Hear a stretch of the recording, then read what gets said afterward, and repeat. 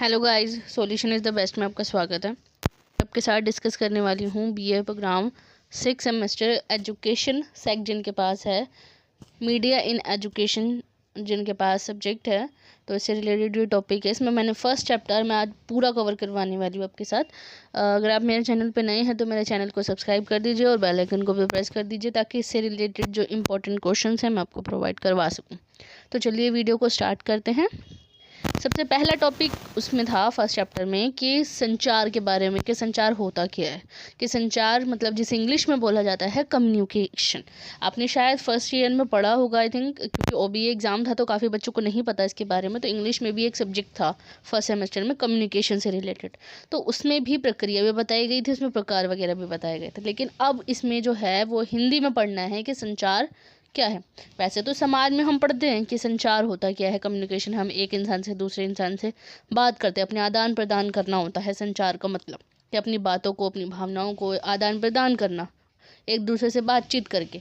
तो एक प्रकार से संचार उसे कहा जाता है। लेकिन इस पूरे चैप्टर में जो है संचार का टॉपिक जो है वो एक स्कूल में शिक्षा से रिलेटेड है। इसमें सब कुछ के छात्रों के साथ जो शिक्षक हैं वो किस प्रकार से संचार करते हैं उसके बारे में इसमें बताया गया है। और संचार का मैं इसमें अर्थ बताऊंगी, विभिन्न लोगों के द्वारा जो इसकी जो विभिन्न परिभाषाएं हैं वो बताऊंगी, और इसकी प्रक्रिया बताऊंगी। और इसके अलावा जो कक्षा में जो है वो छात्रों जो अपनी संचार है उसको प्रभावी बनाने के लिए क्या क्या कदम उठाए जा सकते हैं वो भी इसमें पूरा टॉपिक मैं कवर करने वाली हूँ। तो चलिए वीडियो को स्टार्ट करते हैं। फर्स्ट है संचार। संचार का मतलब ये होता है कि संचार एक ऐसी प्रक्रिया है जिसमें दो व्यक्ति के बीच मौखिक, गैर मौखिक और दृश्य संदेश के जरिए विचारों का व जानकारियों का आदान प्रदान होता है। जैसे कि आप लोग जानते हैं कि संचार एक ऐसी प्रक्रिया है, क्योंकि ये प्रोसेस होता है। एक अगर इंसान के दिमाग में कोई वर्ड, कोई विचार आता है तो वो बोलकर, लिखकर या कुछ भी करके वो जो है साइन वगैरह देकर सामने वाले को वो बात, अपनी जो भावनाएं हैं वो व्यक्त करता है और उस सामने वाले व्यक्ति तक पहुंचाता है।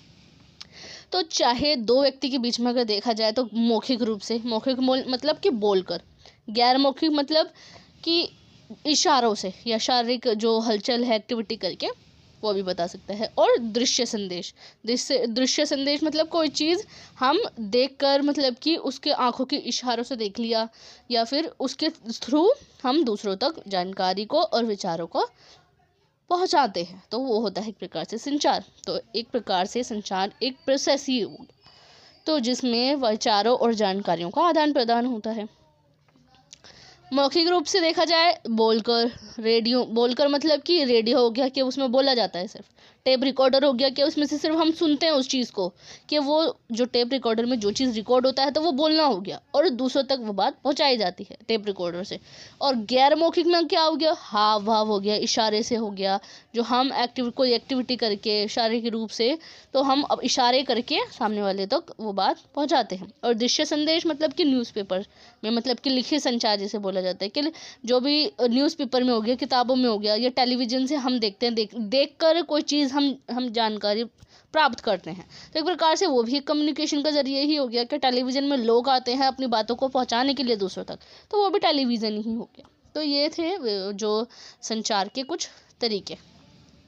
अब आता है एक प्रकार से अर्थ देख लेते हैं। अर्थ क्या होता है कि संचार जिसे अंग्रेजी में कम्युनिकेशन कहा जाता है, जैसे कि मैंने बताया कम्युनिकेशन किसे कहा जाता है, और इस शब्द की उत्पत्ति हुई है लैटिन भाषा के शब्द से कम्युनिस से हुई है इसका।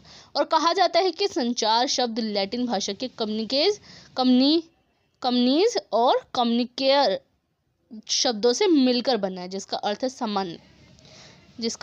सामान्य, मतलब कि सामान्य रूप से ही हम सामने वाले को बात पहुंचाते हैं, अपनी बातों को। और उसके अलावा संचार की कुछ परिभाषाएं हैं कि जेपी लीगन के अनुसार ये कहा गया है कि संचार वह प्रक्रिया है जिसमें दो या उससे अधिक व्यक्ति आपस में किसी एक संदेश पर समान समझ पैदा करने के लिए विचारों, भावों, तथ्यों, प्रभावों आदि का आदान प्रदान करते हैं। इनका मानना ये है, जेपी लीगन के अनुसार ये कहा गया है, एक प्रकार से इनकी नज़रों में भी ये प्रक्रिया ही है।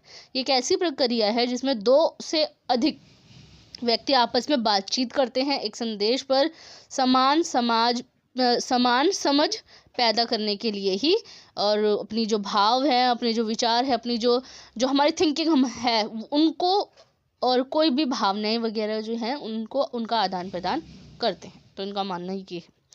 और दूसरा है थेयर के अनुसार ये कहा गया है कि पारस्परिक समझ, विश्वास व अच्छे मानवीय संबंध बनाने के लिए विचारों व सूचनाओं का आदान प्रदान करने की प्रक्रिया संचार कहलाती है। मतलब कि पारस्परिक समझ पैदा करने के लिए, विश्वास पैदा करने के लिए, और अच्छे मानवीय संबंध बनाने के लिए, अच्छे मानव मतलब कि जो हमारे ह्यूमन रिलेशंस जिसे बोला जाता है उसको बनाने के लिए विचारों और सूचनाओं का आदान प्रदान करने की प्रक्रिया को ही इन्होंने संचार कहा है। तीसरा है एल ब्राउन। इनके अनुसार ये कहा गया है कि विचार, भाव और कर्तव्य इत्यादि के आदान प्रदान की प्रक्रिया को ही संचार कहते हैं। जो विचार हैं, भाव हैं, कर्तव्य है इत्यादि के आदान प्रदान को करना ही एक प्रकार से संचार कहलाता है। तो ये कुछ डेफिनेशंस इनके थ्रू दी गई थी संचार के बारे में।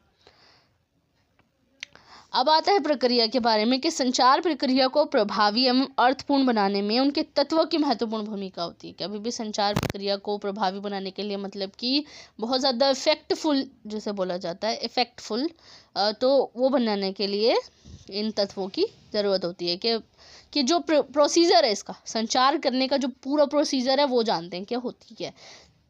कुछ जो मूलभूत तत्व हैं, इनके तत्व बोला जाए या फिर एक प्रकार से देखा जाए, संचार प्रक्रिया को बनाए रखने के लिए क्या क्या चीज़ें लगती हैं इसमें, कि क्या क्या होता है कि प्रक्रिया के बारे में बताइए, या इनके मूलभूत तत्वों के बारे में बताइए। तो ये है, तो पहला है सूचना स्रोत या संप्रेषण। सूचना स्रोत का सामान्य अभिप्राय उस स्थल से है जहां से सूचना, संदेश अथवा विचारों की उत्पत्ति होती है। सूचना स्रोत एक व्यक्ति, समाज या संस्था कोई भी हो सकता है। यह संचार प्रक्रिया का आरंभिक और महत्वपूर्ण बिंदु होता है। अब सूचना क्या होता है? कोई भी इंसान हो सकता है कि जो भी इंसान है वो दूसरों तक सूचना पहुंचाता है। तो सबसे पहला पॉइंट, सबसे मेन पॉइंट और सबसे पहला पॉइंट क्या होता है कि हाँ, कोई इंसान हो या कोई संदेश हो, कोई संस्था हो गई, या कोई व्यक्ति हो गया, या कोई समाज हो गया, तो उनके थ्रू ही दूसरों तक बात पहुंचाई जाती है। तो सबसे पहला पॉइंट क्या है कि वो लोग जिन्हें बोला जाता है संप्रेषण, कि जिसके थ्रू जो लोग अपनी भावनाएं व्यक्त करें। जैसे कि मैं अपनी फीलिंग्स जितने भी लोगों को बताऊंगी, जितनी भी अपनी जो नॉलेज है वो मैं दूसरों को बताऊंगी, तो मैं हो गई संप्रेषण। तो संप्रेषण सबसे पहला पॉइंट है। दूसरा पॉइंट है संदेश। अब मैं जो भी संदेश पहुंचाऊंगे, मतलब कि जो भी चीज़, जो भी विचार है उसको हम दूसरों तक पहुंचाते हैं, तो जो भी विचार वगैरह है, तो दूसरा पॉइंट वो है कि कोई भी सूचना या एक प्रकार से कोई विचार जो इंसान के दिमाग में आता है, तो वो एक प्रकार से संदेश को क्या बोलते हैं? इसमें लिखा हुआ है कि चयनित सूचना अथवा अपने विचार को संप्रेषक बोलकर, लिखकर, चित्र या संकेत के माध्यम से प्रस्तुत करता है, तो वह संदेश कहलाता है। संप्रेषण मतलब कि मैं बोलकर, लिखकर या चित्रों के द्वारा या किसी संकेत के द्वारा दूसरों तक माध्यम जो बनता है उसे संदेश कहा जाता है। संदेश बोला जाए या सूचना कहा जाता है। तो मैं इसके थ्रू जो बातें दूसरों तक पहुंचाती हूँ तो वो सूचना हो जाती है। अब तीसरी है संकेतीकरण। सूचना स्रोत से प्राप्त सूचना या संदेश को संकेतों के रूप में परिवर्तित करना संकेतीकरण कहलाता है। इट मीन्स कि जो सूचना है, सूचना स्रोत से प्राप्त जितनी भी सूचना होती है, सूचना स्रोत बोला जाए या संप्रेषक जिसे बोला जाए, हमारे थ्रू जितनी भी सूचनाएं वगैरह हैं या संदेश वगैरह हैं उनको संकेतों के रूप में परिवर्तित करना। संकेतों के रूप में मतलब कि उसको चेंज करना, उसको कन्वर्ट करना। जब किसी मूल विचारों, सूचनाओं या संदेशों को किसी कृत्रिम भाषा के निर्धारित प्रतीकों, चिन्हों या संकेतों में अनुवाद या परिवर्तित कर प्रस्तुत किया जाता है। अब ये होता है कि हम जितनी भी लैंग्वेजेस हम लिख के किसी चीज़ को हम दूसरों को बताते हैं, तो उसको एक फॉर्मल लैंग्वेज दी जाती है, एक प्रकार से कि फॉर्मल उसका जो लैंग्वेज है उसमें उसको चेंज किया जाता है और उसके बाद ही दूसरों तक पहुंचाया जाता है। तो एक प्रकार से संकेतीकरण वही कहलाता है कि संकेतों या चिन्हों के माध्यम से जो अनुवाद या को जो परिवर्तित किया जाता है तो उसे ही संकेतीकरण कहा जाता है। फोर्थ आता है संचार साधन या माध्यम। संचार प्रक्रिया में संचार साधन या संचार वाहक व तत्व है जिसके माध्यम से सूचना स्रोत से श्रोता तक संदेश, सूचना पहुंचता है। मतलब कि जिसके थ्रू दूसरों तक पहुंचाई जाती है बातें। इट मीन्स अगर देखा जाए, अगर कोई भी मैं हूँ, अगर मैं सूचना आपको किसके थ्रू पहुंचा रही हूँ, किसके थ्रू, मतलब कि हम यूट्यूब के थ्रू आपको जो इसकी नॉलेज है आपको प्रोवाइड करवाई जा रही है। तो एक प्रकार से देखा जाए संचार साधन माध्यम किसके थ्रू, मतलब कि आपको यूट्यूब के थ्रू ही मैं आपको ये नॉलेज गेन कर रही हूँ। तो एक प्रकार से ये साधन हो गया। पहला क्या है, संप्रेषक कि मैं हूँ, और दूसरा क्या है, सूचना या संदेश जिसे बोला जाता है। तीसरा क्या है, जिसको कन्वर्ट किया जाता है फॉर्मल लैंग्वेज में। और फोर्थ है कोई किसी के माध्यम, कोई माध्यम के ज़रिए हम दूसरों तक पहुंचाते हैं। जैसे कि मैंने वीडियो बनाई और आपको आप तक पहुंचाने का ज़रिया क्या था, यूट्यूब। तो एक प्रकार से माध्यम हो गया पहुंचाने का। तो मौखिक संचार के अंतर्गत बोलने वाले या सुनने वाले के मध्य वायु संचार माध्यम का कार्य करता है। तो वायु है, हवा। हवा इट मीन्स कि एक प्रकार से देखा जाए कि जिसका ज़रिया होता है, तो वो संचार माध्यम का कार्य भी करता है। क्योंकि ऐसा होता है ना कि इसके थ्रू ही दूसरों तक बात पहुंचाई जाती है। तो एक प्रकार से ये संचार का माध्यम हो गया। फिफ्थ आता है संकेत विवेचन। संकेत विवेचन ये होता है कि कृत्रिम भाषक के संकेतों को ग्रहण कर उन्हें मूल भाषा में परिवर्तित करने की प्रक्रिया संकेत विवेचन कहलाती है। वो था एनकोडिंग, अब ये है डिकोडिंग। अब जैसे कि जो भी संदेश हमें दूसरों तक पहुंचाना होता है, तो उस संदेश वो उस इंसान के पास पहुंच गया वो संदेश। अब जो फॉर्मल लैंग्वेज में बता रखा है इसमें कि फॉर्मल लैंग्वेज जो बता रखी है उसको चेंज करता है, वो उसको अपनी लैंग्वेज में समझने की कोशिश करता है, तो उसे बोला जाता है संकेत विवेचन। मतलब कि उसको डिकोडिंग किया, मतलब कि उसने चेंज करके उस लैंग्वेज को समझा कि क्या बोलना चाह रहा है सामने वाला और कौन सी इन्फॉर्मेशन उस तक पहुंची है, तो उसे बोला जाता है संकेत विवेचन। उसको कन्वर्ट किया है मैसेज में। अब आता है प्राप्तकर्ता। प्राप्तकर्ता या रिसीवर वो होता है जो संदेश को प्राप्त करता है, मतलब कि जिसके पास ये बात पहुंच गई है तो वो प्राप्तकर्ता हो गया। मैं थी संप्रेषक। संप्रेषक मैंने जो अपने विचार हैं, दूसरा नंबर था विचार या भावना या संदेश जो था, और तीसरा है उस तक पहुंचाने के लिए जो जरिया था वो था, और चौथा मैंने बताया था आपको कि जो संचार या साधन जिसके थ्रू मैंने वहाँ तक पहुँचाई। जैसे कि कोई भी लेटर होता है तो वो पोस्टमैन के ज़रिए दूसरों तक पहुँचाया जाता है। तो फॉर्मल लैंग्वेज में कन्वर्ट होने के बाद जो है ज़रिया, उसका ज़रिया क्या होता है, पोस्टमैन उस तक बात पहुँचाता है फॉर्मल लैंग्वेज। अब संकेत विवेचन में क्या है, संकेत विवेचन में यह होता है कि वो कन्वर्ट करता है उसको, जिस तक ये बात पहुँची है, जिस तक ये लेटर या कोई भी विचार जो है वो उस तक पहुँचा है, तो एक प्रकार से वो हो गया संकेत विवेचन, कि वो उसने लैंग्वेज को कन्वर्ट किया। फॉर्मल लैंग्वेज जो थी, मतलब कि जो होती है नॉर्मली जो लैंग्वेज होती है सरकारी के अंडर में, जो भी जैसे भी लैंग्वेज होती है, तो वो फॉर्मल लैंग्वेज कहलाती है। एक प्रकार से इनफॉर्मल होती है कि हम जैसे भी जो लोकल लैंग्वेज में बात करते हैं, लेकिन फॉर्मल लैंग्वेज में वो कन्वर्ट करते हैं। फॉर्मल लैंग्वेज में कन्वर्ट होने के बाद जिस तक ये बात पहुँचती है तो वो अपनी लैंग्वेज में कन्वर्ट करता है, तो उसे बोला जाता है डिकोडिंग या एक प्रकार से संकेत विवेचन। अब आता है प्राप्तकर्ता। प्राप्तकर्ता क्या होता है, जिस तक ये बात पहुंची है, रिसीवर जिसे बोला जाता है, जिसके पास ये लेटर पहुंचा है, तो एक प्रकार से वो हो गया प्राप्तकर्ता। मौखिक संवाद संचार के अंतर्गत सुनने वाला व्यक्ति प्रापक रिसीवर होता है। इट मीन्स कि जिसके ज़रिए, जैसे कि हो गया, अगर मैं इसमें एग्जांपल के रूप में लूँ कि टीवी के थ्रू कोई इंसान हमें नॉलेज प्रोवाइड करवाता है, तो टीवी के थ्रू जिस चीज़ की हमने नॉलेज गेन करी है तो हम हो गए रिसीवर। तो रिसीवर या प्राप्तकर्ता जिसे बोला जाता है। और जिस प्रकार जिन व्यक्तियों ने समूहों के लिए संदेश या सूचना महत्वपूर्ण होती है, उसी प्रकार उन तक पहुंचाना प्रेषक के लिए महत्वपूर्ण होता है। प्रेषक के लिए मतलब कि जिसके थ्रू वो बात पहुंची है, तो उसके लिए भी बहुत ज़्यादा ज़रूरी होता है उस तक बात पहुंचाना। तो ये हो गया। नेक्स्ट आता है प्रतिपुष्टि। प्रतिपुष्टि होता है फीडबैक देना कि उस तक वो बात पहुंच गई, जो रिसीवर है उस तक बात पहुंच गई। तो प्राप्तकर्ता जो होते हैं संदेश प्राप्त करने के बाद कुछ फीडबैक देता है कि ये जो है जो भी अपनी प्रतिक्रिया व्यक्त करता है, अपनी प्रतिक्रिया मतलब कि एक प्रकार से फीडबैक देता है नहीं कि ये चीज़ सही है या नहीं है। तो एक प्रकार की जो सूचना होती है जो प्राप्तकर्ता के द्वारा प्रेरक को दी जाती है। प्राप्तकर्ता के द्वारा मतलब कि ये भी एक प्रकार से सूचना होती है, उस तक तो ये बात पहुँच गई, तो वो एक फीडबैक देता है सामने वाला कि हाँ ये चीज़ सही है या गलत है। तो इसकी से ही ये पता लग पाता है हमें।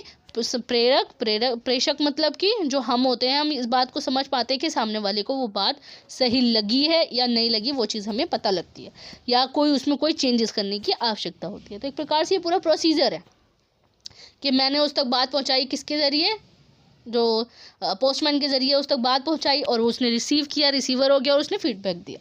तो ये पूरा 7 तरीके की जो प्रक्रिया थी वो बताई है इसमें। अब आता है कक्षा संचार। संचार तो बता दिया कि नॉर्मली हम समाज में देख लें या किसी भी इंसान के साथ देख लें तो वो संचार होता ही होता है। लेकिन कक्षा में संचार का क्या महत्व है और इसके प्रकार क्या हैं, और उसको कक्षा में जो है संचार को प्रभावी बनाने के लिए जो शिक्षक है वो क्या क्या कर सकता है, तो ये जानते हैं हम पहले। तो इसमें आ सकता है क्वेश्चन कि कक्षा संचार से आप क्या समझते हैं, और संचार को प्रभावी बनाने के लिए कक्षा में क्या क्या रणनीतियों को अपना सकते हैं आप, तो ये टॉपिक आ सकता है। और इनके प्रकार क्या हैं ये जान लेते हैं। तो छात्रों को प्रभावी ढंग से सीखने के लिए कक्षा के भीतर संचार महत्वपूर्ण है और इसे सीखने के लिए प्रारंभिक चरण से ही प्रयास किया जाना आवश्यक है। कक्षा संचार 3 श्रेणियों में मौजूद है, मौखिक, अशाब्दिक और लिखित। छात्रों को प्रभावी ढंग से सीखने के लिए मतलब कि एक प्रकार से देखा जाए कि छात्र अगर सही ढंग से वो सीख सकें, काम वगैरह जो है, जो भी नॉलेज उनको प्रोवाइड करवाई जाती है वो अच्छे से सीख सकें, तो उसके लिए संचार करना बहुत ज़्यादा ज़रूरी है, कम्युनिकेट करना बहुत ज़्यादा ज़रूरी है। और इसे सीखने के लिए क्या करना है, प्रारंभिक चरण से ही प्रयास किया जाना बहुत ज़्यादा ज़रूरी है। मतलब कि स्टार्टिंग ही देखनी पड़ती है इसमें, कि सबसे प्रारंभिक मतलब कि बहुत बिल्कुल ही लोअर लेवल पे बिल्कुल स्टार्टिंग से इस चीज़ को देखना पड़ता है कि धीरे धीरे बच्चा सीखता है। अब नर्सरी की क्लास के बच्चे जो होते हैं वो सबसे पहले उनको सिखाने के लिए उनकी लैंग्वेज में ही हमें बात करनी होती है। धीरे धीरे थोड़े थोड़े वर्ड्स जो होते हैं उनके साथ हम शेयर करते हैं ताकि वो नई नई चीज़ें सीख सकें। धीरे धीरे बच्चा बड़ा होता जाता है, वो अपनी लैंग्वेज जो होती है वो अपनी लैंग्वेज में आना शुरू हो जाता है। तो इसी प्रकार से देखा जाए तो कक्षा संचार 3 श्रेणियों में मौजूद है। कैसे, मौखिक, अशाब्दिक और लिखित। मौखिक मतलब कि बोलकर, अशाब्दिक मतलब कि इशारों से, और लिखित मतलब कि लिखकर भावनाओं को व्यक्त कर। तो पहले में है मौखिक संचार। यह मूल रूप से ध्वनियों और भाषाओं के माध्यम से संदेश भेजने या प्राप्त करने को संदर्भित करता है। मतलब कि ध्वनि और भाषाओं के माध्यम से, भाषा जो भी है, जो भी लैंग्वेज है, जो भी आवाज़ें हैं, ध्वनि क्या होती है, हमारी जो आवाज़ निकलती है, और कोई भी हमारी जो भाषा है उसके माध्यम से हम संदेश भेजते हैं दूसरों को, और वहीं से ही हम प्राप्त करते हैं। गलतफहमी से बचने तथा बोलते समय रुचि को अधिकतम करने के लिए समझना महत्वपूर्ण है कि मौखिक रूप से अपने विचारों को प्रभावी ढंग से कैसे संप्रेषित किया जाए। इट मीन्स कि गलतफहमी से बचने के लिए, क्योंकि ऐसा होता है ना कि कम्युनिकेशन में क्या होता है कि हम कुछ चीज़ें सामने वाले को नहीं समझ में आती, तो एक प्रकार से वो फिर वो गलतफहमी के शिकार हो जाते हैं।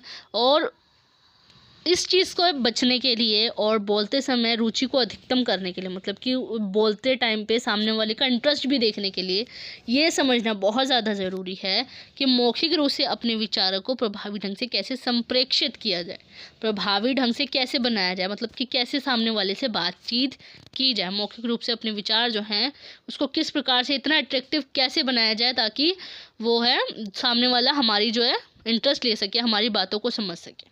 तो भाषा का उपयोग स्पष्ट रूप से बोलना, सर्वोत्तम तरीके से जवाब देना और बोलते समय उपयुक्त स्वर का उपयोग करना सुनिश्चित करना। इट मीन्स कि इसमें प्रभावी ढंग से कैसे संप्रेषित किया जाए कि सही भाषा का उपयोग करना, स्पष्ट रूप से बोलना, मतलब कि सही प्रकार से बोलना, सही तरीके से सामने वाला अगर कुछ पूछता है या कुछ भी बोलता है तो उसका सही प्रकार से जवाब देना, और बोलते टाइम पर सही स्वर, उपयुक्त स्वर मतलब कि सही वर्ड्स का यूज़ करना, मतलब कि सही जो हमारी आवाज़ है वो सही करके सामने वाले को बोलना, और इस चीज़ पर भी ज़्यादा फोकस करना चाहिए। तो ये मौखिक रूप से हो गया।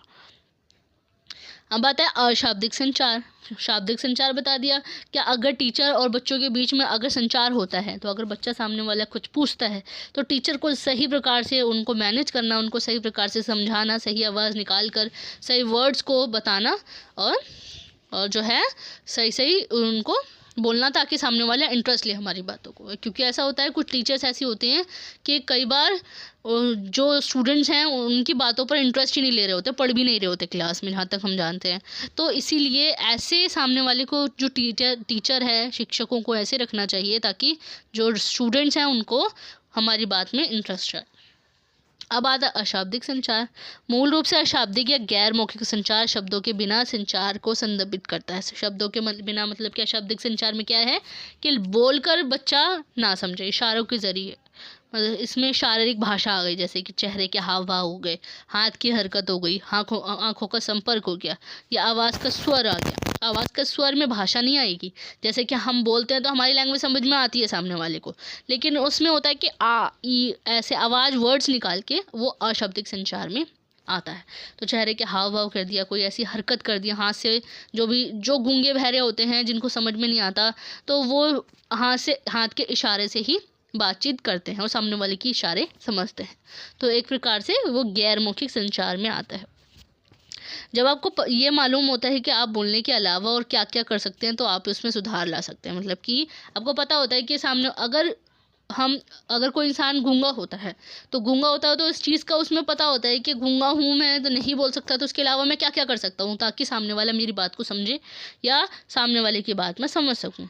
तो इसीलिए उसमें सुधार वो ला सकता है धीरे धीरे, और अपनी बात को व्यक्त करने के लिए सभी सही अशाब्दिक संकेतों का उपयोग कर सकते हैं। अब इसमें एग्जाम्पल के रूप में भी देख सकते हैं। एग्जाम्पल के रूप में क्या हो सकता है कि अगर टीचर कोई भी चीज़ पूछता है सामने वाले से, कि अगर कोई टीचर किसी स्टूडेंट से कुछ पूछता है तो उसका सही सही जवाब अगर किसी स्टूडेंट ने दे दिया, तो जो टीचर है वो अशाब्दिक संचार के थ्रू भी ये बता सकता है कि सामने वाले की बात सही है या गलत है। जो हमारा सिर है वो हिलाकर भी बोल सकता है टीचर कि वो सामने वाले की बात सही है या गलत है। तो ये भी अशाब्दिक संचार में हुआ कि वो इशारा कर रहा है कि हाँ वो बात सही है या गलत है। अब आता है लिखित संचार। लिखित संचार में क्या आता है कि मौखिक संचार का ही एक रूप है, लेकिन ये मौखिक संचार से इतना अलग है कि इस रूप को अलग प्रकार मिलता है। ये बिल्कुल एक प्रकार से मौखिक संचार से बिल्कुल अलग है। क्यों? क्योंकि इसमें लिखकर ही सूचनाओं को भेजा जाता है और प्राप्त किया जाता है। कैसे? लिखित संचार आपके द्वारा लिखी गई या टाइप की गई किसी भी चीज़ का रूप ले सकता है। जैसे पत्र हो गए, कोई भी बात होती है पत्रों के ज़रिए हो गया, ईमेल के ज़रिए हो गया, नोट्स वगैरह हो गए, किताबें हो गई, इनके थ्रू हम दूसरों तक वो बातें पहुंचाते हैं।